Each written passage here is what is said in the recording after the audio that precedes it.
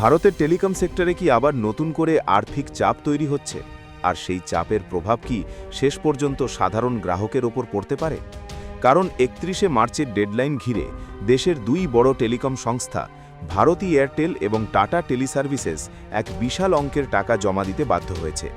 মোট অঙ্কটা ১৩,০০০ কোটিরও বেশি।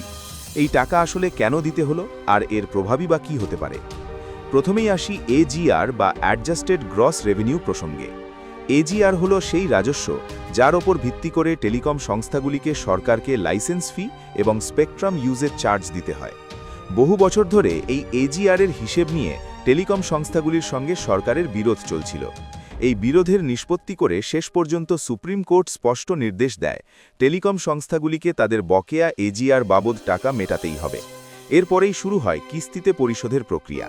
কিছুটা স্বস্তি দিতে সরকার কয়েক বছরের জন্য একটি মরাটোরিয়াম বা স্থগিতাদেশ দেয়, কিন্তু সেই সময়সীমা শেষ হয়েছে ২০২৬ সালের মার্চে। ফলে নির্ধারিত সময়সীমার মধ্যে বকেয়া টাকা মেটানো বাধ্যতামূলক হয়ে দাঁড়ায়। এই পরিস্থিতিতে ভারতী এয়ারটেল প্রায় ৯,২০০ কোটি টাকা জমা দিয়েছে। অন্যদিকে টাটা টেলিসার্ভিসেস দিয়েছে ৪,১০০ কোটিরও বেশি। এই দুই সংস্থাই সময়সীমার আগেই টাকা মিটিয়ে দিয়েছে, যাতে কোনো আইনি জটিলতায় না পড়তে হয়। কারণ নির্দিষ্ট সময়ের মধ্যে টাকা না দিলে আদালত অবমাননার অভিযোগও উঠতে পারত। এখন প্রশ্ন, সব সংস্থার ক্ষেত্রেই কি একই নিয়ম প্রযোজ্য হয়েছে? উত্তর হলো না। এই জায়গাতেই সামনে আসে ভোডাফোন আইডিয়ার প্রসঙ্গ। এই সংস্থাটি সরকারের কাছ থেকে বিশেষ স্বস্তি পেয়েছে। তাদের প্রায় ৮৭,৬৯৫ কোটি টাকার এজিআর বকেয়া ২০৩৫ সাল পর্যন্ত স্থগিত রাখা হয়েছে। অর্থাৎ যেখানে এয়ারটেল ও টাটাকে এখনই টাকা দিতে হয়েছে, সেখানে ভোডাফোন আইডিয়া পেয়েছে দীর্ঘমেয়াদী সময়। এই পার্থক্য কেন? সরকারি যুক্তি হল ভোডাফোন আইডিয়া ইতিমধ্যেই আর্থিক সংকটে রয়েছে, তাই তাদের কিছুটা সময় দেওয়া হয়েছে যাতে তারা ব্যবসা টিকিয়ে রাখতে পারে। কিন্তু এয়ারটেল ও টাটার ক্ষেত্রে এই ধরনের কোনো রেয়াত দেওয়া হয়নি। এর ফলে কি প্রভাব পড়ছে? প্রথমত, সংস্থাগুলির ক্যাশ ফ্লো বা নগদ অর্থের ওপর চাপ তৈরি হচ্ছে। বিশেষ করে টাটা টেলিসার্ভিসেসের মতো সংস্থার জন্য এই চাপ আরও বেশি, কারণ তারা আগেই আর্থিক সংকটের মুখে ছিল। দ্বিতীয়ত, ভবিষ্যতে বিনিয়োগে প্রভাব পড়তে পারে।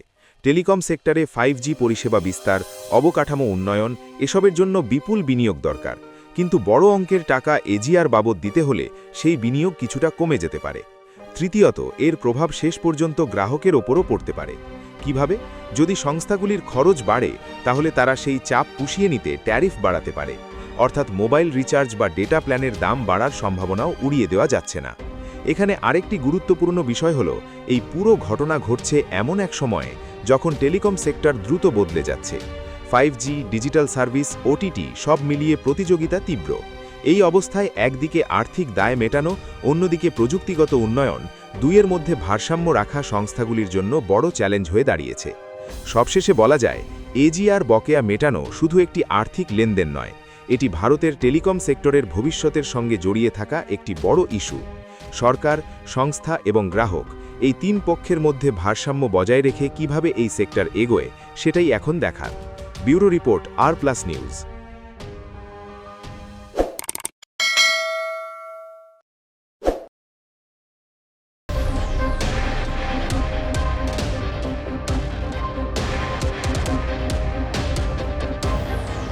রাত নামতেই হঠাৎ অন্ধকারে ডুবে যাচ্ছে শহর। পেট্রোল পাম্পে লাইন, স্কুল বন্ধ, অফিসে কমছে কাজের দিন, শুনতে যেন কোনো দুর্যোগের গল্প। কিন্তু না, এটা প্রাকৃতিক বিপর্যয় নয়, আবার মহামারীও নয়। এই সংকটের নাম জ্বালানি সংকট। আর সেই সংকট এতটাই গভীর যে বিশ্বের একাধিক দেশ এখন কার্যত এনার্জি লকডাউনের পথে হাঁটছে। এই অস্বাভাবিক পরিস্থিতির সূত্রপাত পশ্চিম এশিয়ার যুদ্ধ থেকে। ২৮ ফেব্রুয়ারি শুরু হওয়া ইরান, আমেরিকা, ইসরায়েল সংঘাত ধীরে ধীরে এমন জায়গায় পৌঁছেছে যেখানে শুধু যুদ্ধক্ষেত্র নয়, গোটা বিশ্বের অর্থনীতি তার ধাক্কা অনুভব করছে। বিশেষ করে জ্বালানি সরবরাহে বিপর্যয় তৈরি হয়েছে। কারণ বিশ্বের সবচেয়ে গুরুত্বপূর্ণ তেল পরিবহনের পথগুলির একটি, হরমুজ প্রণালী, এই সংঘাতের জেরে কার্যত অচল হয়ে পড়েছে। ফলস্বরূপ আন্তর্জাতিক বাজারে তেলের দাম হু হু করে বেড়েছে, আর সেই ঢেউ গিয়ে আছড়ে পড়ছে একের পর এক দেশের অর্থনীতিতে। এই পরিস্থিতিতেই সামনে এসেছে এনার্জি লকডাউন শব্দটি। সাধারণ লকডাউনের মতো এটি মানুষের চলাচল বন্ধ করে না, কিন্তু জ্বালানি ব্যবহারে কঠোর নিয়ন্ত্রণ আরোপ করে। অর্থাৎ সরকার বাধ্য হয়ে এমন কিছু পদক্ষেপ নেয় যাতে বিদ্যুৎ ও জ্বালানির ব্যবহার কমানো যায়। এর মধ্যে রয়েছে জ্বালানির রেশনিং, অফিসে work from home, school college বন্ধ রাখা, নির্দিষ্ট সময়ে বিদ্যুৎ সরবরাহ বন্ধ রাখা, এমনকি যানবাহনের ব্যবহার নিয়ন্ত্রণ। এই পরিস্থিতির সবচেয়ে স্পষ্ট উদাহরণ দেখা যাচ্ছে পাকিস্তানে। সেখানে সরকার ইতিমধ্যেই সপ্তাহে 4 দিন কাজের নিয়ম চালু করেছে সরকারি দপ্তরে। পাশাপাশি 50% কর্মীকে ওয়ার্ক ফ্রম হোম করতে বলা হয়েছে, যাতে জ্বালানি খরচ কমানো যায়। স্কুল কলেজ বন্ধ করে দেওয়া হয়েছে, বিশ্ববিদ্যালয়গুলিতে চলছে অনলাইন ক্লাস। শুধু তাই নয়, সরকারি গাড়ির ব্যবহারেও কড়া নিষেধাজ্ঞা জারি হয়েছে। জ্বালানির দামও সেখানে 1 লাফে 50% পর্যন্ত বেড়েছে, ফলে সাধারণ মানুষের ওপর চাপ আরও বেড়েছে।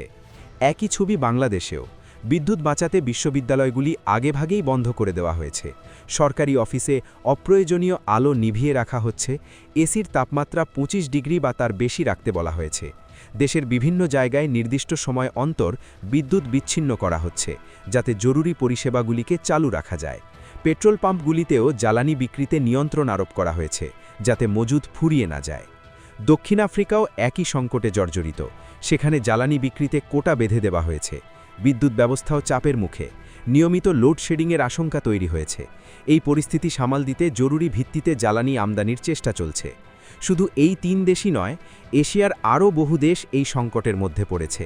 ফিলিপিন্স ইতিমধ্যেই আনুষ্ঠানিকভাবে এনার্জি লকডাউন ঘোষণা করেছে। সেখানে প্রতিদিন নির্দিষ্ট পরিমাণের বেশি জ্বালানি নেওয়া যাবে না। বড় বড় শপিং মলগুলির সময় কমিয়ে দেওয়া হয়েছে বিদ্যুৎ বাঁচানোর জন্য। শ্রীলঙ্কা আরও এক ধাপ এগিয়ে গিয়ে প্রতি সপ্তাহে 1 দিন ছুটি ঘোষণা করেছে, যাতে জ্বালানি খরচ কমে। মায়ানমারে চালু হয়েছে অড ইভেন নিয়ম। একদিন এক ধরনের গাড়ি, পরের দিন অন্য ধরনের গাড়ি চলবে। ভিয়েতনামে জ্বালানির দাম 50 থেকে 60% পর্যন্ত বেড়ে গিয়েছে। এই সব কিছুর মূল কারণ একটাই, জ্বালানির সরবরাহে বিপর্যয়। হরমুজ প্রণালী দিয়ে বিশ্বের প্রায় 20% তেল পরিবহন হয়। সেই পথ বন্ধ হয়ে যাওয়ায় তেলের যোগান কমে গেছে, ফলে আন্তর্জাতিক বাজারে দাম বেড়েছে। আর যেসব দেশ জ্বালানির জন্য আমদানির ওপর নির্ভরশীল, তারা সবচেয়ে বেশি ক্ষতিগ্রস্ত হচ্ছে। এই পরিস্থিতির প্রভাব শুধু জ্বালানিতে সীমাবদ্ধ নয়, এর সরাসরি প্রভাব পড়ছে খাদ্যদ্রব্য, পরিবহন, শিল্প উৎপাদন সব ক্ষেত্রেই। কারণ জ্বালানি হল অর্থনীতির মূল চালিকা শক্তি। জ্বালানির দাম বাড়লে সব কিছুর খরচ বেড়ে যায়, ফলে বাড়ে মুদ্রাস্ফীতি, কমে মানুষের ক্রয় ক্ষমতা। এখন প্রশ্ন উঠছে, ভারত কি এই এনার্জি লকডাউনের পথে হাঁটতে পারে? আপাতত কেন্দ্রীয় সরকারের বক্তব্য, দেশে জ্বালানির পর্যাপ্ত মজুত রয়েছে। পেট্রোল, ডিজেল বা রান্নার গ্যাসের সরবরাহে কোনো ঘাটতি নেই। দেশের সমস্ত রিফাইনারি স্বাভাবিকভাবে কাজ করছে। তবে বিশেষজ্ঞরা সতর্ক করছেন, যদি এই যুদ্ধ দীর্ঘস্থায়ী হয়, তাহলে ভারতের উপরেও চাপ বাড়তে পারে। কারণ ভারতও জ্বালানির জন্য অনেকটাই আমদানির ওপর নির্ভরশীল। আন্তর্জাতিক বাজারে দাম বাড়লে তার প্রভাব দেশের অর্থনীতিতে পড়বেই। তাই ভবিষ্যতে ভারতেও কিছু জ্বালানি সাশ্রয়মূলক পদক্ষেপ নেওয়া হতে পারে, যেমন অফিসে আংশিক ওয়ার্ক ফ্রম হোম, বিদ্যুৎ ব্যবহারে নিয়ন্ত্রণ কিংবা জ্বালানির অপচয় রোধে সচেতনতা অভিযান। যদিও সম্পূর্ণ লকডাউনের সম্ভাবনা আপাতত নেই বলেই জানিয়েছে সরকার। সব মিলিয়ে পশ্চিম এশিয়ার এই যুদ্ধ শুধু একটি আঞ্চলিক সংঘাত নয়, এটি এখন একটি বৈশ্বিক অর্থনৈতিক সংকটে পরিণত হয়েছে। এনার্জি লকডাউন তারই একটি বাস্তব চিত্র, যেখানে যুদ্ধের আগুন ছড়িয়ে পড়ছে প্রতিটি দেশের রান্নাঘর, অফিস, রাস্তাঘাট সব জায়গায়। এই পরিস্থিতি কতদিন চলবে, যুদ্ধ কবে থামবে, আর বিশ্ব অর্থনীতি কবে স্বাভাবিক ছন্দে ফিরবে, সেই প্রশ্নের উত্তর এখনও অজানা।